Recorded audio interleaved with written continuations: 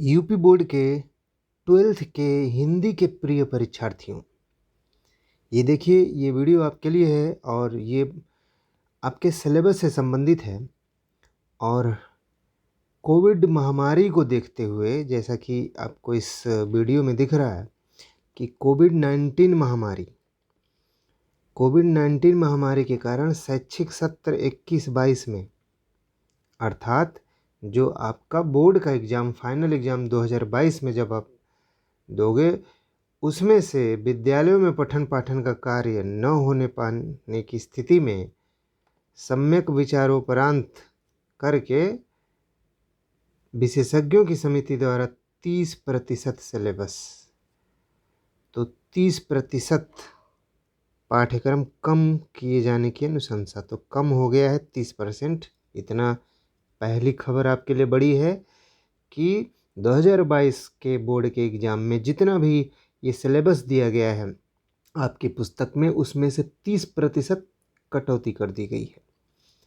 तो जो बचा हुआ है वो 70% अध्याय हम सभी को पढ़ना है।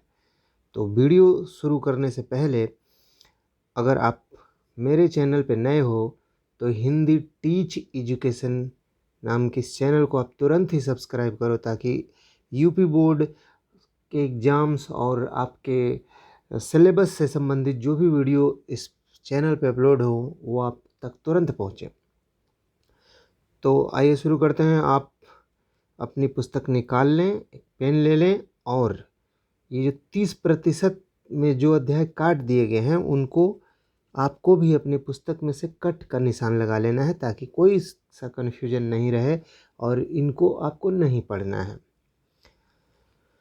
तो आप गद्य के खंड पे चलेंगे तो आपको मिलेगा गद्य खंड में से जो आपके पुस्तक में 8 अध्याय हैं, उन 8 अध्याय में से दूसरा अध्याय जो जैनेंद्र का है, जैनेंद्र कुमार का भाग्य और पुरुषार्थ, ये आपको नहीं पढ़ना है।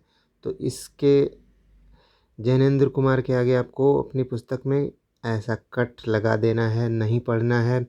और फिर 7वां अध्याय हरिशंकर परसाई का निंदा रस, ये भी आपको नहीं पढ़ना है, तो इसके आगे कट लगा देना है। तो 8 अध्याय में से 2 अध्याय कट गए, बाकी के 6 अध्याय आपको पढ़ने हैं। ये रहा गद्य खंड। अब हम लोग चलते हैं कथा साहित्य, यानी कि जो कहानियाँ हैं उन कहानियों में से जो आपको नहीं पढ़ना है, जो काट दी गई हैं, सिलेबस से निकाल दी गई हैं, उनको देखते हैं। तो पहली जो कहानी है भीष्म साहनी की कहानी खून का रिश्ता। पहली कहानी आपके पुस्तक में दी गई है भीष्म साहनी खून का रिश्ता, ये आपको नहीं पढ़ना है, तो इसके आगे आप कट का निशान लगा देंगे अपनी पुस्तक में। खून का रिश्ता नहीं पढ़ना है। इसके बाद जो आपको तीसरी कहानी है शिवानी की लाठी कहानी, ये काट दी गई सिलेबस से, तो इसके आगे भी कट का निशान लगा लेना है। अब हम चलते हैं काव्य खंड के तरफ और देखते हैं कि काव्य में से कौन कौन सा अध्याय नहीं पढ़ना है। तो यहाँ पे हम लोग देखेंगे काव्य खंड में कौन कौन सा नहीं पढ़ना है। काव्य खंड में आपको दूसरा अध्याय जगन्नाथ दास रत्नाकर, पहला अध्याय भारतेंदु हरिश्चंद्र जी का पढ़ना है। दूसरा अध्याय जगन्नाथ दास रत्नाकर का उद्धव प्रसंग, ये नहीं पढ़ना है। उद्धव प्रसंग कट हो गया है, तो जगन्नाथ दास रत्नाकर रहेंगे, लेकिन उद्धव प्रसंग नाम की कविता कट हो गई है। और आपके सिलेबस में एक और जगन्नाथ दास रत्नाकर का है गंगावतरण, तो गंगावतरण को पढ़ना है सिर्फ। यानी कि आपको क्या करना है, दूसरे अध्याय में जाना है जगन्नाथ दास रत्नाकर के, और उद्धव प्रसंग नाम की कविता के आगे कट लगा देना है, उसे नहीं पढ़ना है। उनकी दूसरी कविता गंगावतरण पढ़ना है। आगे चलते हैं चौथा अध्याय है आपका मैथिली शरण गुप्त। ये चौथा अध्याय मैथिली शरण गुप्त का है और गुप्त जी का सिर्फ गीत जो है वो कट हो गया है। तो मैथिली शरण गुप्त का गीत कट हो गया है और आपकी पुस्तक में कैकेयी का अनुताप है वो बचा हुआ है, उसे पढ़ना है। नेक्स्ट चलते हैं, जयशंकर प्रसाद हैं। जयशंकर प्रसाद जी का गीत, इनका भी गीत कट हो गया है। तो गीत के आगे आपको कट लगा देना है आपकी पुस्तक में। श्रद्धा मनु इनका एक जो कामायनी का श्रद्धा मनु सर्ग आपके सिलेबस में रखा गया है, श्रद्धा मनु को पढ़ना है। ओके, यहाँ तक क्लियर है। अब चलते हैं 6वें अध्याय पे। सूर्यकांत त्रिपाठी निराला, इनकी रचना संध्या सुंदरी है। संध्या सुंदरी कट हो गई है, लेकिन बादल राग, निराला जी का जो बादल राग है वो पढ़ना है, वो सिलेबस में है। तो सूर्यकांत त्रिपाठी निराला जी की सिर्फ एक कविता संध्या सुंदरी सिलेबस से काट दी गई है, बाकी की एक कविता सिलेबस में है। नेक्स्ट पे चलते हैं, सुमित्रानंद पंत जी की परिवर्तन जो कविता है वो काट दी गई है, सिलेबस से हटा दी गई है। तो परिवर्तन के आगे आपको अपनी पुस्तक में कट लगा देना है। बाकी की जो सुमित्रानंद पंत की 2 रचनाएं हैं, एक नौका विहार और एक बापू के प्रति, ये दोनों पढ़नी हैं। यहाँ तक क्लियर है, कोई दिक्कत नहीं। अब आगे बढ़ते हैं। 9वां अध्याय रामधारी सिंह दिनकर। दिनकर जी की पुररवा नहीं पढ़नी है, कट लगा दीजिए। उर्वशी नहीं पढ़नी है, कट लगा दीजिए। ये 2 कट लगा दिए पुस्तक में। और उनकी इसके बाद एक कविता बचती है, अभिनव मनुष्य, जो हमको पढ़ना है। ये क्लियर है। बाकी का अब आपको मिलेगा विविधा। तो विविधा आपकी पुस्तक में जितना भी है 6 पॉइंट का, 1 2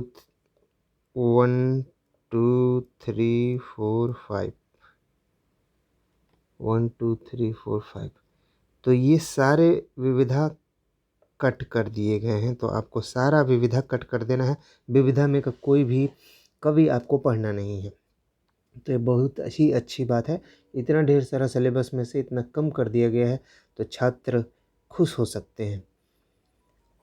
अब नेक्स्ट हम लोग चलते हैं संस्कृत के पार्ट पे। यहाँ पे चलते हैं संस्कृत वाले पार्ट पे। संस्कृत दिग्दर्शिका में से देखते हैं क्या हुआ है। संस्कृत दिग्दर्शिका में से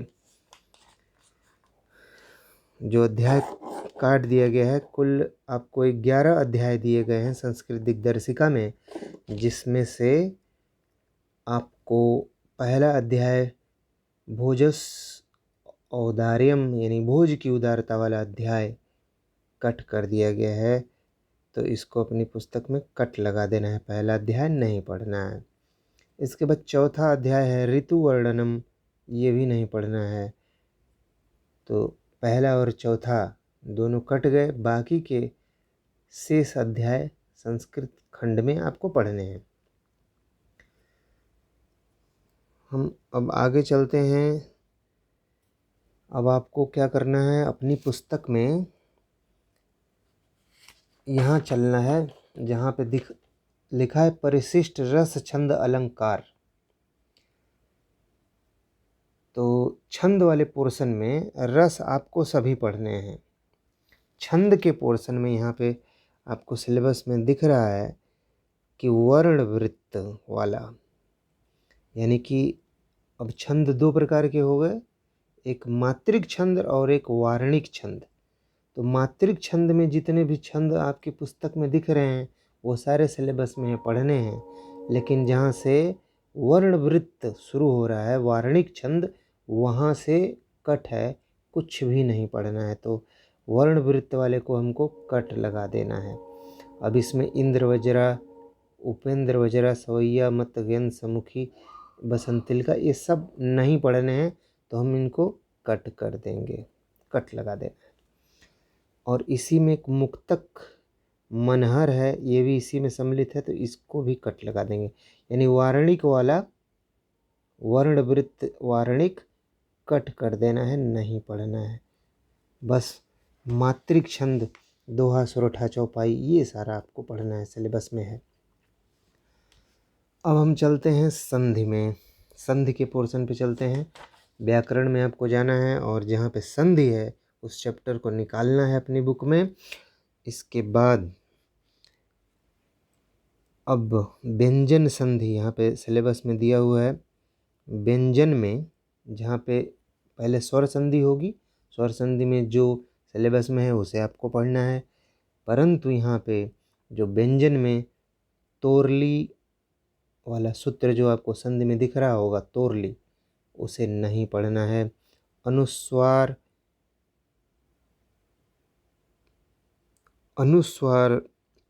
परस्यै परः सवर्णः, ये भी नहीं पढ़ना है। तो ये दो सूत्र आप कट कर देंगे, व्यंजन संधि में नहीं पढ़ना है। विसर्ग संधि में आएंगे तो अतोरो, अप्लुत, प्लुते, ये कट करना है।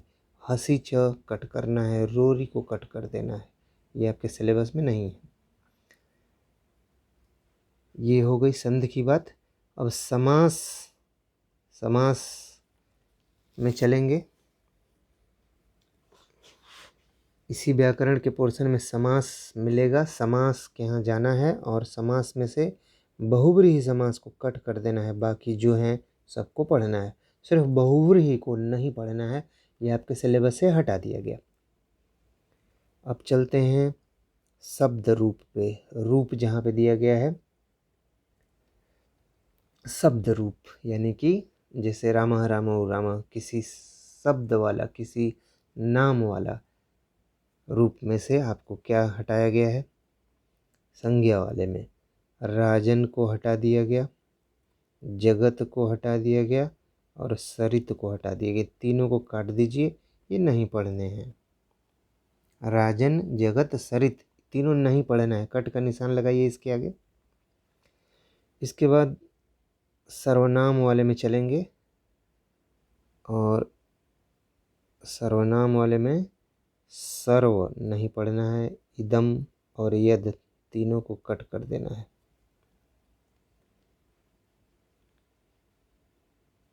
तो सर्व, इदम और यद, ये जो शब्द रूप हैं इनको भी कट कर देना है, ये सिलेबस से हटा दिए गए। अब नेक्स्ट है धातु रूप। धातु रूप में देखते हैं क्या है। ये धातु रूप आपको दिख रहा है यहाँ पे, धातु रूप, ये पोर्शन, ये तो धातु रूप में जो आपके सिलेबस से हटा दिया गया वो है अस्था, पा, नी, दा, ये सब आपकी पुस्तक में मिलेंगे। क्री, चुर मिलेंगे, लेकिन इनको पढ़ना नहीं है, कट कर देना है, सिलेबस से हटा दिए गए हैं। बाकी जो बचे होंगे सिर्फ उन्हीं में से आएंगे। अब चलते हैं नेक्स्ट पे, प्रत्यय में देखते हैं। कृत प्रत्यय में तब्यत और अनियर कट गए हैं, सिलेबस से हटा दिए गए हैं। तब्यत को कट करना है, अनियर को कट करना है, ये दोनों सिलेबस से हटा दिए गए। अब तद्धित प्रत्यय में वतूप नाम का जो प्रत्यय है इसे भी कट कर दिया गया, इसे भी हटा दिया गया। बाकी जो और बचे रहे हैं वो सिलेबस में है। अब हम बात करते हैं विभक्ति परिचय। तो ये जो विभक्ति परिचय वाले जो सूत्र हैं, स्वधा, अलम, वसट, योगांच, ये कट कर दिया गया, नहीं पढ़ना है। षष्ठी से नहीं पढ़ना है। यतश्च निर्धारणम, सप्तमी विभक्ति वाला, इसको भी नहीं पढ़ना है। तो ये आपको पुस्तक में इन सूत्र के आगे कट का निशान लगा देना है, ताकि आप क्लियर रहें कि ये हमको नहीं पढ़ना है, बाकी जो शेष बचते हैं सिर्फ वही पढ़ना है। तो ये इतना रहा 30%। जो नहीं पढ़ना है। क्लियर है? अब नीचे आपको ये जो दिख रहा है,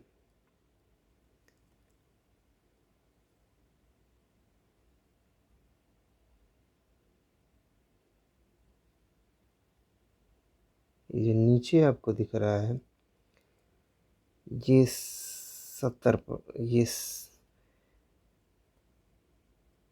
70% का पाठ्यक्रम 30% हटा दिया गया। बाकी का जो 70% बचा है वो अब देखेंगे कि वो पाठ्यक्रम है। पूरा आपका 100 अंक का रहेगा। अब इस पेपर को खंड क में बांटा गया है। जो खंड क 50 अंक का है। ये कैसा रहेगा? ये गद्य खंड का विकास, अर्थात जो भूमिका है आपकी, गद्य खंड का विकास जहाँ से शुरू होता है पुस्तक में, उसमें गद्य वाले खंड में दिए गए पाठों पर आधारित विभिन्न कालों में गद्य की भाषा संरचना विधाओं में परिवर्तन, युग प्रवर्तक, लेखक लेखकों का योगदान, प्रमुख रचनाएं, वस्तुनिष्ठ प्रश्न आएंगे। वस्तुनिष्ठ बहुविकल्पीय प्रश्न, और ये होंगे 5 प्रश्न आएंगे और कितने? 5 अंक के रहेंगे। तो जो बार बार कहते हैं कि जो भूमिका दी गई है पुस्तक में और युग प्रवर्तक लेखकों का जो जीवन परिचय दिया गया है, वहीं से ये वस्तुनिष्ठ प्रश्न बनेंगे जो 5 नंबर के होंगे। 5 बनेंगे और 5 नंबर के होंगे। अगला देखते हैं। दूसरा जो होगा, दूसरा प्रश्न जो बोर्ड के एग्जाम में आएगा वो कुछ ऐसा रहेगा। काव्य साहित्य का विकास, अर्थात जहाँ से कविता शुरू होती है आपके पुस्तक में, वहाँ से ये आपको दिखाई देंगे। उसमें जब आप उसकी भूमिका पढ़ेंगे तो भारतेंदु युग, द्विवेदी युग, छायावाद, प्रगतिवाद, प्रयोगवाद, नई कविता, ये सब उनकी प्रवृत्तियाँ, उनमें परिवर्तन, उनके कवि, इन कालों के कवि और उनकी कृतियों से वस्तुनिष्ठ प्रश्न आएंगे। और ये भी 5 प्रश्न आएंगे 5 नंबर के। तो 10 प्रश्न आपके ऑब्जेक्टिव हो गए, 5 गद्य से, 5 पद्य से। नेक्स्ट देखते हैं। पाठ्यक्रम में निर्धारित गद्यांशों पर आधारित 5 प्रश्न आएंगे।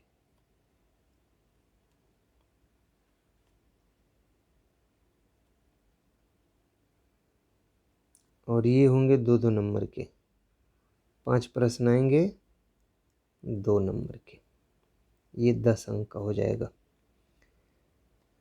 फिर पाठ्यक्रम में निर्धारित पद्यांशों पर एक गद्य से 2-2 नंबर के प्रश्न आएंगे। फिर पद्यांशों पर भी 2-2 नंबर के प्रश्न आएंगे।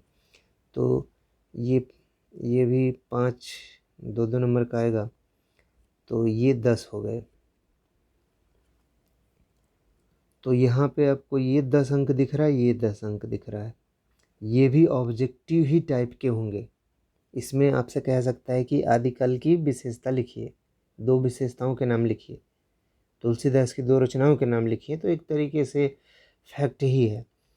तो आप समझो 10 अंक यहाँ, 10 अंक यहाँ, 20 अंक ये ऑब्जेक्टिव टाइप का। और ऊपर जो आपने देखा है 10, वो 30 अंक आपके ऑब्जेक्टिव दिखाई दे रहे हैं। अब ये पांचवा प्रश्न क्या कह रहा है? लेखकों का साहित्य परिचय, जीवनी, कृतियाँ, भाषा शैली लिखना है। और ये भी 5 अंक का होगा। इसके बाद इसी में कवि होंगे, उनका भी जीवन परिचय, साहित्यिक कृतियाँ, और ये भी 5 अंक का होगा।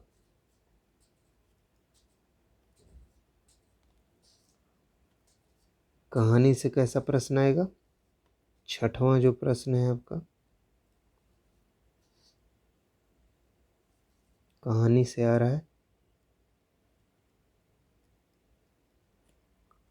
कहानी से छठा प्रश्न आएगा। तो कहानी का जो प्रमुख पात्र होता है उसी के चरित्र चित्रण की बात होती है या कहानी के तत्व पूछता है। लघुत्तरी प्रश्न होंगे इस पे और 80 शब्द अधिकतम में आपको लिखना है। ये भी 5 नंबर का होगा। फिर खंड काव्य, ये भी 5 नंबर का होगा। और खंड काव्य से कैसे प्रश्न बनेंगे, 80 शब्द में यहाँ पे भी लिखना है। और खंड काव्य की विशेषता पूछ सकता है, जो प्रमुख पात्र होगा उसका चरित्र चित्रण पूछ सकता है और प्रमुख घटनाओं पर आधारित प्रश्न और बना सकता है। तो ये खंड क की बात थी जो 50 नंबर आपको यहाँ से मिल रहा था। अब हम चल रहे हैं खंड ख पे। यहाँ देखिए खंड ख आ गया। ये खंड ख भी 50 अंक का होगा। अब इसमें खंड ख 8वां प्रश्न से शुरू होता है। 8वां प्रश्न में कहेगा कि पठित पाठ्यपुस्तक के निर्धारित पाठों के संस्कृत गद्य का संदर्भ सहित हिंदी में अनुवाद। ये होगा 7 अंक का कह रहा है।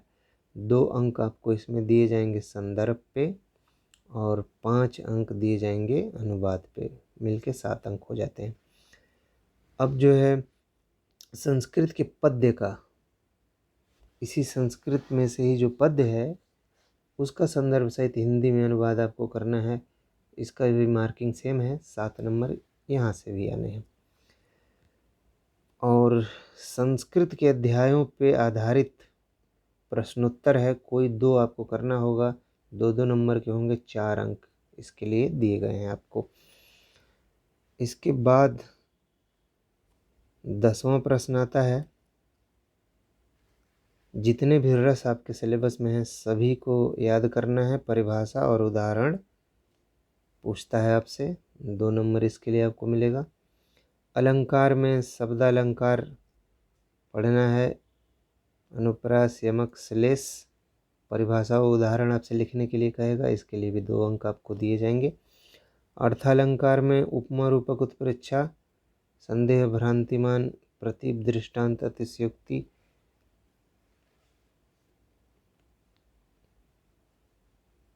ये सब इसमें समाहित है। इसके बाद छंद में आते हैं। तो हमने बताया था कि सिर्फ आपको मात्रिक पढ़ना है। मात्रिक में चौपाई, दोहा, सोरठा, रोला, कुंडलिया, हरेगीत का बरवा। इनका लक्षण और उदाहरण आपसे पूछता है, इसके लिए आपको 2 अंक मिलता है।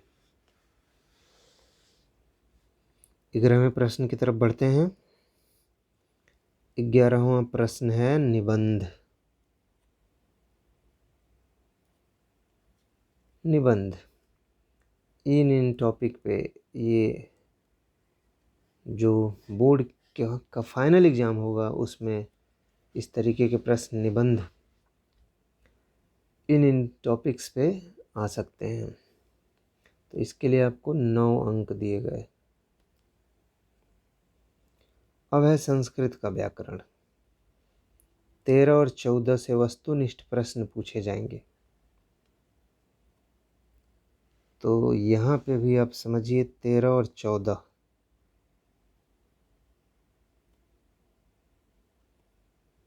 13वां देखते हैं। ये 2 अंक में बांटा है और यानी यहाँ से भी 2 प्रश्न। धातु रूप लट लकार लोट लकार विधिलिंग लंग लिट, इसके लिए भी 2। प्रत्यय के लिए भी 2।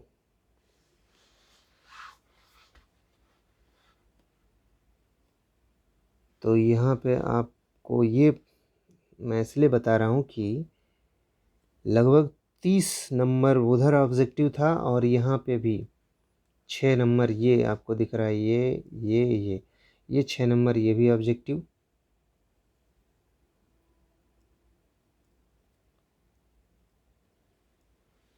इसके बाद ये भी ऑब्जेक्टिव ही है। घ पे चलते हैं। विभक्तियों में ये सूत्र देगा और पूछेगा किस विभक्ति का सूत्र है। ये भी एक तरीके का वन लाइनर, इसमें भी आपको 2 मिल जाएंगे। तो हो गया 38 नंबर का ऑब्जेक्टिव। और 14वां में आपसे कहा कि इससे भी ऑब्जेक्टिव पूछेगा, तो 4 नंबर का ये। तो 34 और 4 38, यानी कि यहाँ पे आपसे टोटल 40 अंक इसमें से ऑब्जेक्टिव तरीके का पूछा जाना है। तो ये इस तरीके का ये सिलेबस रहा है। और यहाँ पे देखते हैं और नीचे इसमें क्या दिया हुआ है। नीचे दे रहा है कि 30% सिलेबस कट जाने के बाद गद्य में यही अध्याय बचे हुए हैं, ये जो हमको पढ़ना है। वासुदेव शरण अग्रवाल जी को पढ़ना है, कन्हैयालाल मिश्र को पढ़ना है, हजारी प्रसाद द्विवेदी को पढ़ना है,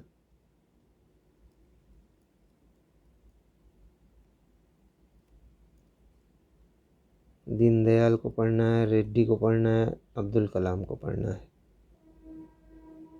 इसके बाद काव्य वाले में आपको भारतेंदु जी की ये 2 पढ़नी है। भारतेंदु जी का प्रेम माधुरी और यमुना छवि, ये दोनों पढ़ना है। जगन्नाथ दास का गंगावतरण, अयोध्या सिंह का पवन दूतिका, मतलब वही अध्याय हैं जो बचे हुए हैं ट्रिक लगाने के बाद। तो इसको हम लोग समझ सकते हैं। आपने जो कट कर लिया है उसके बाद जो बचे हैं ये वही अध्याय हैं, उनको ये यहाँ पे दिखा रहा है। आगे बढ़ते हैं। कथा साहित्य में वही अध्याय बचेंगे। रेणु की पंचलाइट पढ़ना है, अमरकांत की बहादुर पढ़ना है, शिव प्रसाद सिंह की कर्मनाशा की हार पढ़ना है। इसके बाद आपको जो पढ़ना है ये खंड काव्य पढ़ना है। और आपको इसमें देख लेना है कि आपके ज़िले में कौन सा चलता है, सिर्फ वही पढ़ना है। जैसे ये रश्मि रथी को देखें, रामधारी सिंह दिनकर इसके लेखक हैं और ये चलता है बनारस में, देवरिया ज़िला में। तो इस तरीके से जो आपके ज़िले में है उसको आप सेलेक्ट करके सिर्फ वही पढ़ेंगे। देवरिया ज़िला, रामधारी सिंह दिनकर, रश्मि रथी को पढ़ेगा। बनारस वाले भी यही पढ़ेंगे, बुलंदशहर वाले भी यही पढ़ें। तो जो आपके ज़िले में पढ़ता है आपको वही पढ़ना है। इसके बाद हम लोग यहाँ देख रहे हैं कि संस्कृत दिग्दर्शिका में कुल 11 अध्याय थे, जहाँ पे 2 अध्याय कट गए तो बच गए 9। तो इस तरीके से ये बचे हुए अध्याय हैं, इन सभी को पढ़ना है। और फिर व्याकरण और शब्द रूप धातु रूप में जो बचा हुआ था ट्रिक लगाने के बाद, वो सारे के सारे पढ़ने हैं हमको। तो इस तरीके से ये रहा सिलेबस। और अगर इसमें दी गई जानकारी आपको पसंद आती है तो अब ऐसे ही न्यू अपडेटेड वीडियो और इस यूपी गवर्नमेंट या माध्यमिक शिक्षा परिषद की तरफ से आने वाले न्यू अपडेट्स जो भी हैं ये इस चैनल पे उपलब्ध कराए जाएंगे। और जो लोग नए हैं वो तुरंत इस चैनल को तुरंत सब्सक्राइब करिए और इसे शेयर करिए, लाइक करिए, ताकि इस तरीके की और आने वाली वीडियो आपको तुरंत सबसे पहले मिले। तो आइए फिर मिलते हैं नेक्स्ट वीडियो में। Thank you.